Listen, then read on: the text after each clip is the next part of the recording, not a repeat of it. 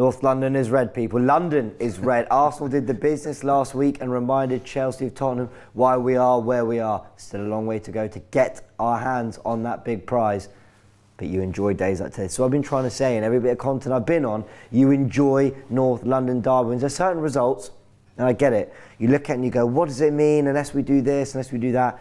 This will always mean something. North London derbies always mean something, and they certainly do to this man here, who can't pass up a Tottenham joke. They've been quite good this year, actually, to be fair to them. So not as many jokes as normal, but Graham, you surely echo what I'm saying there. You enjoy these days. Just for one sec, forget the title and all that. And of course, that's the bigger picture. But you've got to enjoy days like this. You've got to enjoy days like this, regardless of whether we're going for a title or not. You've just got to beat Tottenham Hotspur. Yeah. It's been drained into me since my first North London derby back in 1970, James. And yesterday's victory was very sweet for a number of reasons, not least because it kept Arsenal in the title race. A victory that owed much to resilience as much as ability, I felt, on the day. But this was always going to be a very difficult game, a game of so many potential details, sort of like the intensity of a North London derby, the hostility of the crowd, and the fact that Arsenal had played something like 4 games. This was their 4th game in 10 days, James, and Tottenham had 15 days off. I think previous Arsenal teams might have wilted, particularly when we got back to 3-2, but this team is built in a different way. Yeah. And in the end, thanks to the way that Arteta managed the game as well, we got the job done and we remain firmly in the title race. We do. This was such a strange game, Graham, because I think we were deserving of the win. Match stats don't tell you that we did, but we'll look at those, and we have said, to be fair, even in games we've won, that stats don't always tell the full story. I felt it was a weird game in which we were 3-0 up at half-time at a point where I thought we were quite lucky to be 3-0 up. And then we conceded 2 goals in a manner that I felt we weren't actually deserving of for the way the game was going. I actually felt we were comfortable when we conceded the goals and more erratic and sort of instinctively getting through at a time where we were keeping a clean sheet. So it was a very, very strange game. We'll go through the match stats. They did outshoot us 14-10. We had 3 on target, though. We were more clinical. That was the story of the day. Arsenal were more clinical. We had 37.9% of the ball to their 62.1. They completed more passes and they had a better XG on the day, fairly considerably better XG on the day as well. They entered our final third more times. They had more deep touches, they had more zone 14 touches, and the field tilt went their way as well. Defensive stats, of course, we tackled them more, we intercepted them more, we cleared it more, but they also engaged with us more in terms of trying to press and force errors. Arsenal stood off a little bit, which I'm not entirely surprised by. We did a tactical insight, and I made 2 bold claims on that tactical insight last week. One, that I wouldn't start Havertz in this game. I'm sorry, and there is an apology coming. But secondly, and I will give myself credit for getting this one right, that Saka and Trossard were going to have a lot of work to do when it came to managing what Davis and Porro were going to do in this game. That's right. I think I'll give Arteta credit, right? When we played the big 6 teams this year, he's found a way to win. I mean, Arsenal are a team who play between the lines, free-flowing football, but when we had to play differently away from home against the big 6, he's found a way to do so and get results.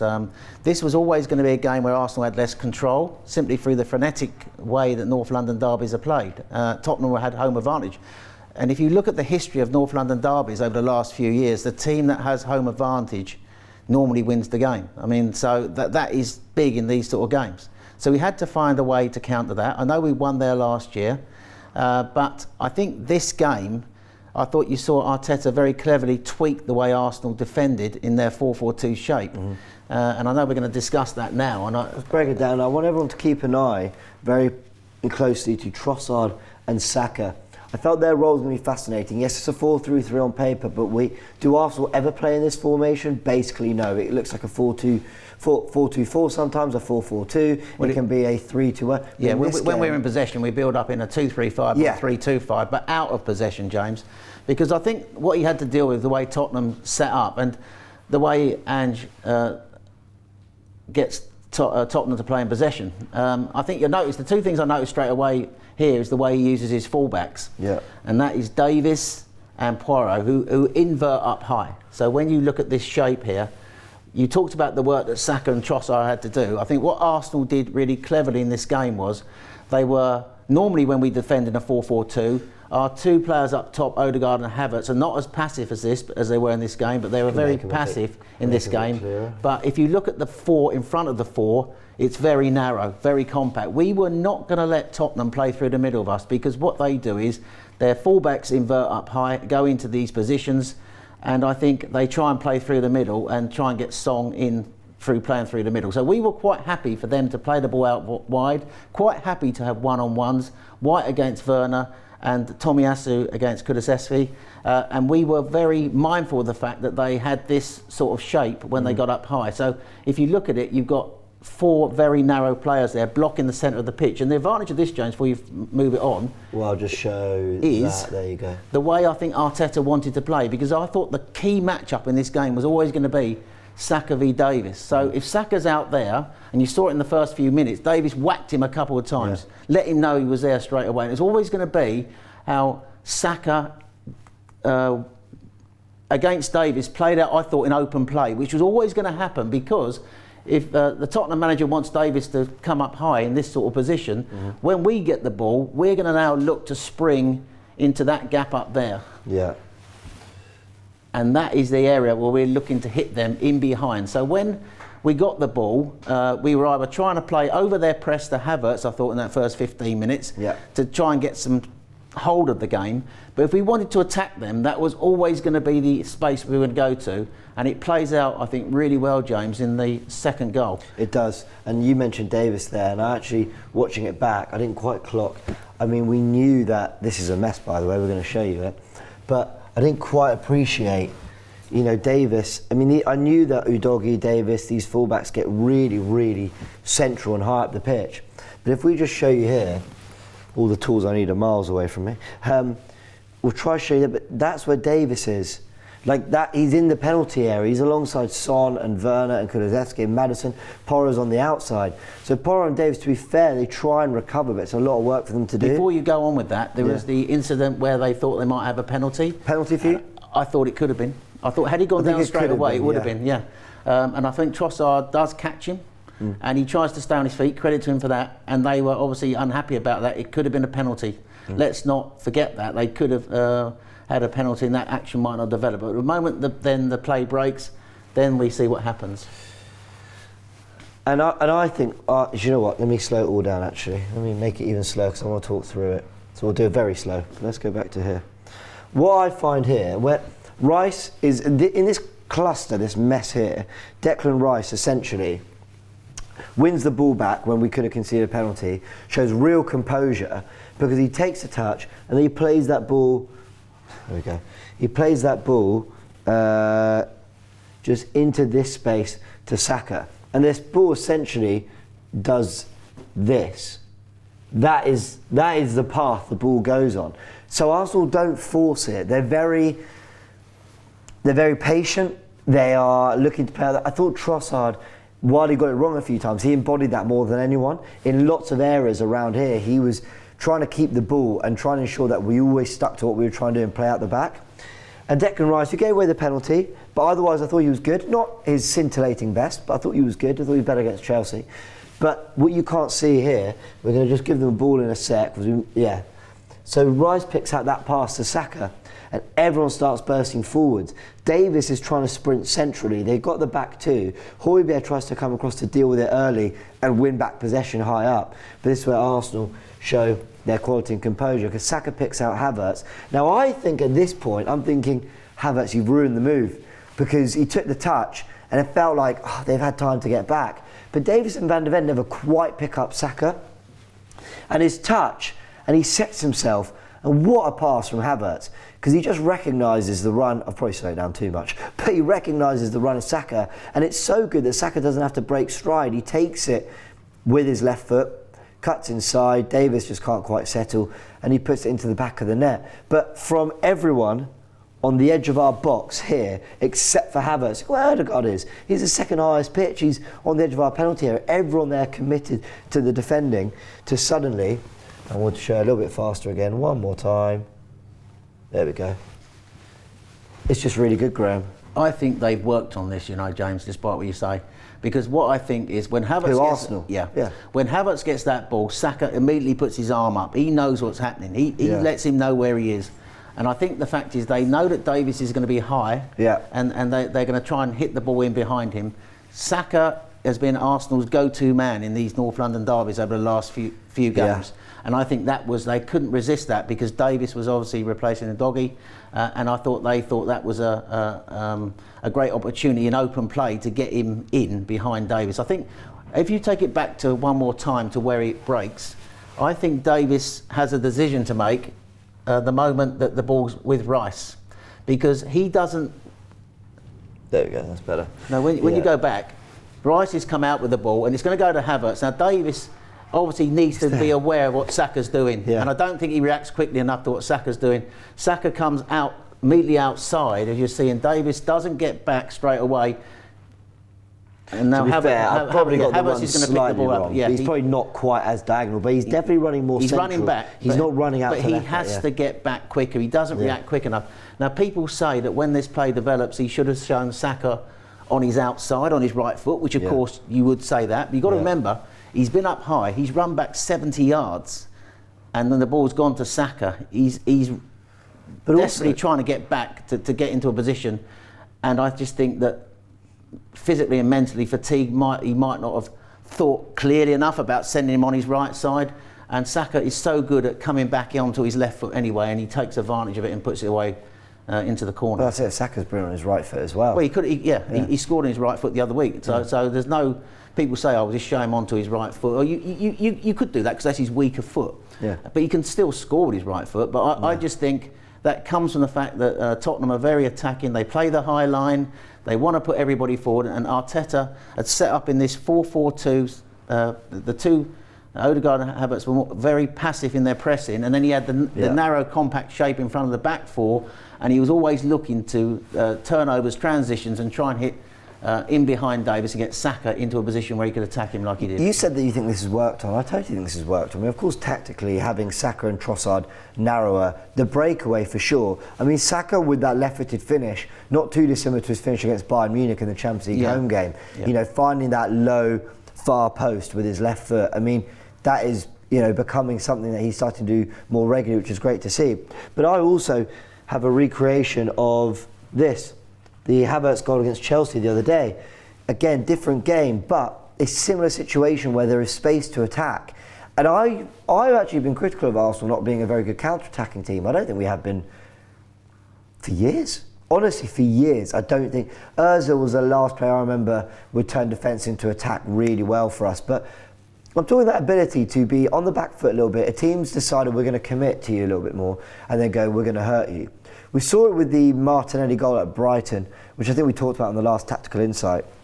That ability for Odegaard to turn defence to attack. But we did it in this game as well. So twice in a week is really satisfying. The idea that Odegaard, Havertz, these players who we know are very technical footballers, can pick out that space and punish teams, can go, oh, that's, you know, you're having a go at us, but even when you're attacking us, we will be a threat. It keeps you, even as a fan, going, I know we're defending now, but that just makes me think we might do something the other way. If Arsenal are unlocking that, that is a fantastic trait to have. I don't think we have ever been that devastating aside from one end of the pitch to the other. That was, for me, one of the passes of the season from Martin Odegaard. And that was a real sublime pass on the night to Kai Havertz. And I think it's interesting the role of Kai Havertz. And obviously you've eaten a little bit of humble pie on Kai Havertz today. But I think Havertz in this game was playing almost like two roles, James. He was the centre forward who, when we're going to talk about later about getting on the end of set plays, and set plays, make no mistake, that did win us the game yesterday, set plays. But in this game, he was dropping in almost like a number 8 at times as well. Yeah, he was. And I think Saka and Odegaard were our two most forward players in this game for most of the game. I saw written today on social media that Odegaard played almost like a false 9 at times yesterday, and he had most touches in the box. But Havertz's role yesterday, I thought, was everything you want. He was almost like two players in one yesterday. A number 8 working off the ball. He was a target man to get us out when we wanted to play over their press. And when we had our moments, set plays, he was, I thought, really dangerous from those set plays. He was, and we're going to highlight it here because we'll go back to that tactical plan in a sec. I do want to talk about a little bit more of the shape and why it was fascinating. But this is from Cannon Stats, Kai Havertz, and you've got his open play passes broken down. You've got his passes received, the heat map showing the areas where he got a lot of the ball. But you see his defensive actions. It's breaking down into fouls conceded, interceptions, ball recoveries, 3 of them there, clearances 4. But the clearances is big because that's shown with a star, and hopefully you can all see this. But if I just show you, let's give it a blue. So it's really, 4 clearances. Oh, brilliant. Of course, he was good in our box, wasn't he, defensively as well? Yeah, he was. Yeah. There we go. Let's get rid of it. Let's show it one more time. The clearances in the box. What have we got? Ball recoveries. 1, 2, 3. Doing so much defensive work. So that must be an unsuccessful tackle there, but just constantly involved. Yeah, he was all over the pitch yesterday. Yeah. I think what I particularly like about the guy, though, over the last few weeks is not only is he offering the team great work defending our box, not only is he coming short to receive and bringing players into play, he's an outlet when we need to go over presses. He's actually scoring goals now. Yeah. And goal contributions. I think in his last 11 games, James, he scored 8 goals and 5 assists. Yeah. He has become almost like integral to everything that Arteta wants. And they're not singing that song now, are they, Chelsea fans, with any real conviction anymore? Because basically Arteta's found a player in him that Chelsea couldn't. Yeah, and that's what I think. I thought this performance against Tottenham was sublime. I thought he was brilliant. Everything, hold up play, strength. Good in aerial duels. We've got the numbers, we will break them down for you, but good with aerial duels, good with his back to goal, good facing forward. I thought his touch took him in the right areas, so his movement was brilliant. And we're just saying on this, go on. I was just going to say, look at, he's all over the pitch, isn't he? He's everywhere. He's literally everywhere on the pitch. He's everywhere. Do you know what I love about this pass here? So this blue line, as you can see from open play passes, is the key pass and the assist that gets Saka his goal. Now we've recreated it here. I think what I probably haven't really done enough credit, or really illustrated enough credit is when he has that ball, I'm honestly thinking he's going to play it, and I'm deliberately showing it in this way. There. I'm thinking he's going to play an almost curved pass into Saka. Like a outside of the boot kind of, let me just curl it into an area and Saka can run onto it. And I think if he'd done that, we wouldn't have said much. We would have gone, yeah, fair enough. Nice ball. The way he plays that pass with a bit of backspin, he's cut right through it. He's taken almost he's taken the spin off it for when it lands on Saka's boot. When the ball spins like that, it's a really nice one to take in your stride because it's almost not moving away from you. The backspin means when it is going to land on that floor, it's not kind of moving away. Saka takes in his stride and then he's in on goal. Saka doesn't have to think, right, I've got the ball now, let me look up and see what else I've got to do, who else is there an overlap, is someone else making a run? The pass makes the decision for Saka on what he has to do when he's running through. And you might all say, oh, James, you're kind of overdoing it, it was a good pass. But no, I think it was that good. Yeah. I think it was that intentional. Yeah. I think it was that clever. I think it was that well executed. Yeah. And it made Saka's decision for him. And like I said, I've shown what the pass could have been, like a, inside of the boot kind of, curled ball into Saka, but that made the goal. I think that was a pass that Odegaard would have been proud of. And I think he would. I think one final point on this goal is that Arsenal obviously identified Davies. They wanted Saka in open play running at him. Obviously Tottenham would prefer him to be out wide and Davies can get touch tight to him as he was in the first 10 minutes. I think what Arsenal do really well, and they did it a couple of times in this game, is they push Tottenham over onto to our left-hand side, so that Tottenham go across onto that side, and then they play the reverse pass over towards Saka and have him running at Davies from open play. That was always, I think, one of the tactics Arteta was going to use, and he did bear fruit with the goal. Absolutely. Let's talk about his numbers. Kai Havertz, 100% chance conversion, 11 out of 18 duels won, 7 out of 9 aerial duels won. I can read this, so we can go, oh, that sounds good. No, let's really take that in. He's a shallow striker, turn midfielder, turn back striker. He's just playing lots of different roles. And he won 7 out of 9 aerial duels against 2 centre-backs in Romero and Van de Ven that I thought were on it. I thought they were Tottenham's 2 best players, actually. I thought they were really good. but he was winning his aerials. He was a constant threat, winning 11 out of his 18 duels. He had 46 touches, 20 of his passes completed, creating two chances with 2 key passes, getting an assist and a goal as well. His numbers are fantastic with 13 goals and 6 assists in all competitions, a much better return than a lot of people would have expected from Havertz. But there was someone else who scored, and that was Bukayo Saka. We're not going to show you the goal for a 4th time because we do have other material.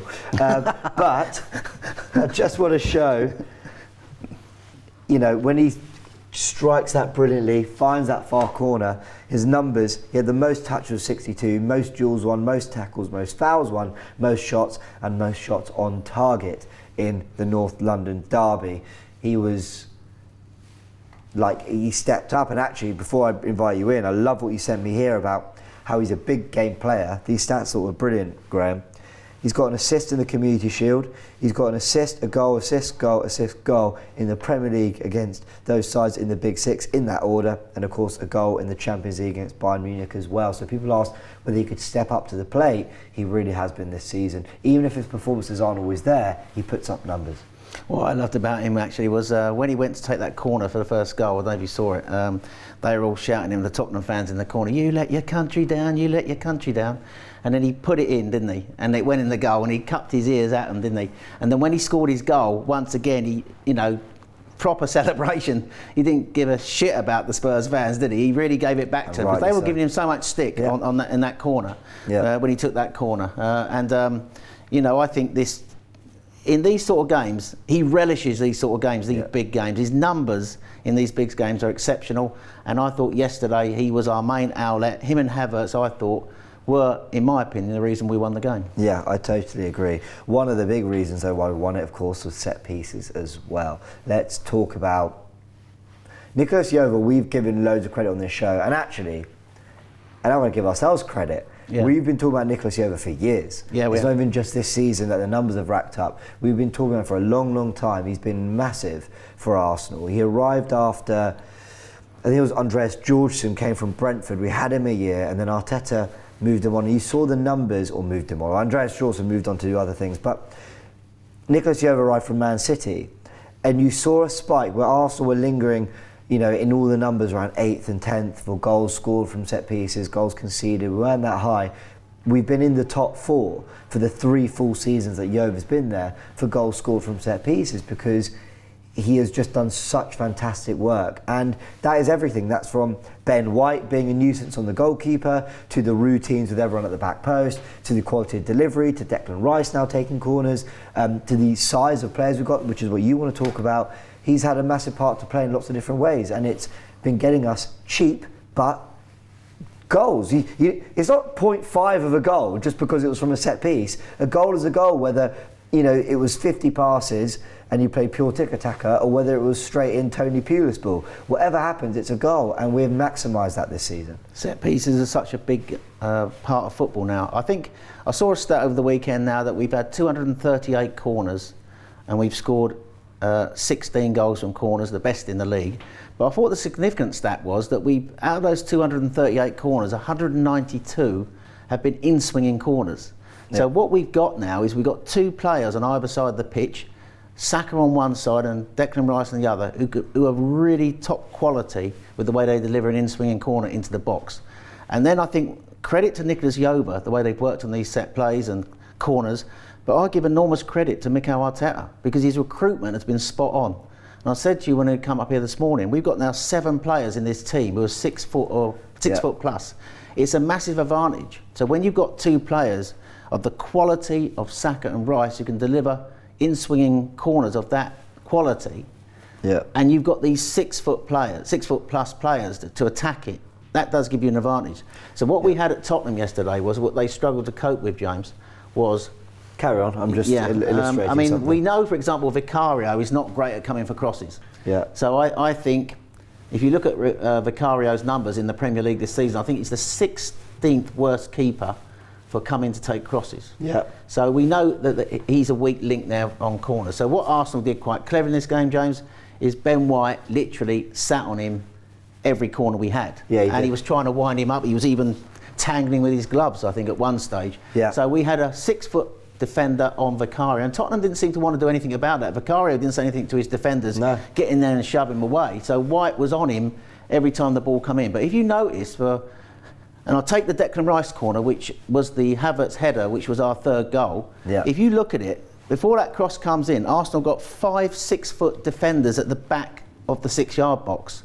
That's Tomiyasu, Thomas Partey, Saliba, Gabriel and Havertz. Havertz is actually the 5th one. He's the one nearest to the line. Yeah. They've got 5 players who are going to run across the front of the 6-yard box and attack it. Yeah. And Tottenham mark zonally. Yeah. So all they're going to do is mark zonally. And I think Tottenham didn't defend those corners particularly well, and Arsenal have got real quality in the way they deliver the crosses, and they've got 6-foot players to attack it, and that is an enormous advantage. And that's the reason I think set plays were massive in that game yesterday. We scored from 2 of them, 1 an own goal from the Saka side, and the third goal, which was from Declan Rice's delivery. But overall, 16 goals from corners, from 192 from in-swinging corners, 238 overall. Yeah. It's something like 15% of we're scoring from the corners, 15% of every corner we're scoring from. And from the in-swingers, it's between 11 and 12%, which is 3 or 4 times better than any other team in the league. And I think set plays are massive in football. In a game like that yesterday, Arsenal like to control the football, but we were never going to control the football in a North London derby, were we? It's all about duels and intensity and tackles and all these sort of things go on. You very rarely get control in a North London derby, even if you've got players who can control the football. But it's all about, I think, defending, the way Arteta respected the game, the way he knew how Tottenham were going to play. He respected the way they played, so he set up with a narrow formation to stop Davis and Porro being able to influence the game when they got forward. And then he sprung the trap when we got possession to try and attack them from open space. But he also recognised that in that first 15 minutes, crucial to get a goal, early goal, and I have to mention it today because we're scoring goals again in the first 15 minutes of games, James. We weren't doing that early in the season, and set plays is a massive part of that. I agree, and actually this is a little bit of an on-the-spot thing that I thought about. We hadn't actually planned this before, but you mentioned 192 in-swingers from 238, and I've never played the game at the highest level, but I've played football and corners happen at all levels, and when you're taking in-swinging corners, I've always preferred them. When I'm playing Football Manager and you set up your tactics, you get to choose whether you want to go in-swinging or out-swinging. I've always preferred in-swinging corners because to me, when the ball is moving this way, it's curling, even, on Vicario, I think for the goal, it must have been something like that essentially. When the ball is moving out to in, there's something a little bit more.